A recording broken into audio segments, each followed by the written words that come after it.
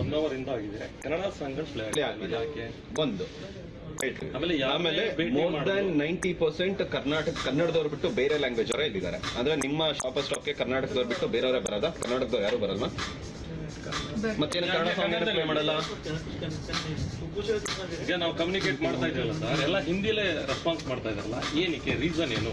ಯಾಕೆ ಕನ್ನಡದವ್ರಿಗೆ ನಾವು ಕನ್ನಡದವ್ರು ಬಂದಿದ್ದೀವಿ ಅಥವಾ ನನಗೆ ಯಾವ್ದು ಲ್ಯಾಂಗ್ವೇಜ್ ಕಂಫರ್ಟಬಲ್ ಕನ್ನಡದವ್ರನ್ನ ಕೆಲಸದಿಂದ ತೆಗೆದು ಬಿಟ್ಟಿದ್ದೀರಾ? ನಿಮ್ಮ ಹೆಸರು?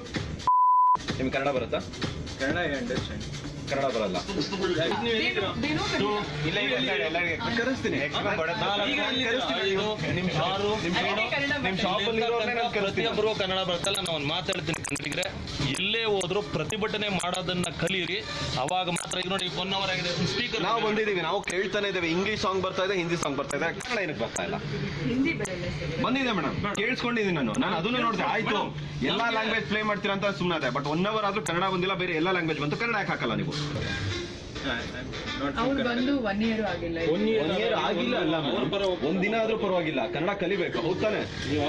ಹೌದು, ಅದಕ್ಕೆ ಅರ್ಥ ಆಗ್ತಾ ಇದೆ ಅವ್ರಿಗೆ. ಅರ್ಥ ಆಗ್ತಿದೆ. ಓಕೆ, ಕನ್ನಡದಲ್ಲಿ ಮಾತಾಡ್ಲಿಕ್ಕೆ ಎಕ್ಸಾಂಪಲ್ ಈಗ 1 hour ಆಗಿದೆ ಅಂದ್ರೆ ನಿಮ್ಮ ಲೆಕ್ಕದಲ್ಲಿ ಆಯ್ತು, ನಿಮಗೆ ಬಂದಿದೆ. ಓಕೆ, ಅಂದ್ರೆ ನಿಮ್ ಸ್ಟೋರಲ್ಲಿ ಯಾರೇ ಕಸ್ಟಮರ್ಸ್ ಬಂದು ನೀವೇನ ರೆಸ್ಪಾನ್ಸ್ ಮಾಡೋದು ಅಥವಾ ಕೆಲವು ಸ್ಟಾಫ್ ಮಾಡ್ತಾ ಇದ್ದಾರೆ? ಕಸ್ಟಮರ್ ಯಾರು